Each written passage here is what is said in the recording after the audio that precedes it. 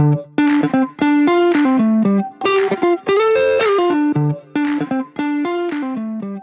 here's the deal. We're traveling to Thailand, Vietnam, Cambodia, the Philippines, Malaysia, Singapore, and Indonesia. So of course we needed our travel vaccines. So before we dive in, we just want to be clear, we're not doctors or professionals in this area of medical advice.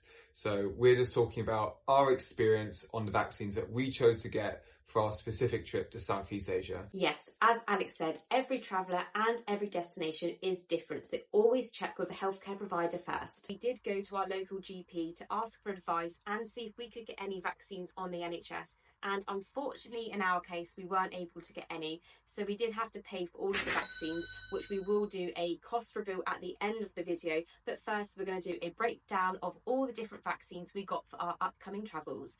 First up, DTP, which is a combination of diphtheria, tetanus and pertussis. Pretty standard for any travel sort of vaccine. It only costs us £25. Yes, this was an easy one. This was a one-dose vaccine and covers us against some pretty serious illnesses. Most people might have had this as a child, but it's worth checking if you need a booster if you're going travelling. Next, we got the typhoid vaccine, which was a must for us because we're going to areas where typhoid is prevalent. This again was a single-dose vaccine and cost us £15 each. So the third vaccine that we got was Hepatitis A, which prevents liver infection from contaminated food or water. And this only cost us £45 each. You can get a booster of the Hepatitis A vaccine after 6 months, but as we're going travelling in less than that time frame, we are going to get our booster once we're back from travelling, and that will protect us against Hepatitis A for up to 25 years. The fourth vaccine we got is a little bit more pricey. It's the rabies vaccine. Rabies is a very serious illness spread through contaminated animals when they bite or scratch you, and is prevalent a lot in Southeast Asia, so it was an absolutely essential vaccine for us. We got a course of 3 vaccines spaced over 28 days, and each shot cost us £95, so a total of £285 per person. So the fifth and final vaccine that we got was Japanese encephalitis.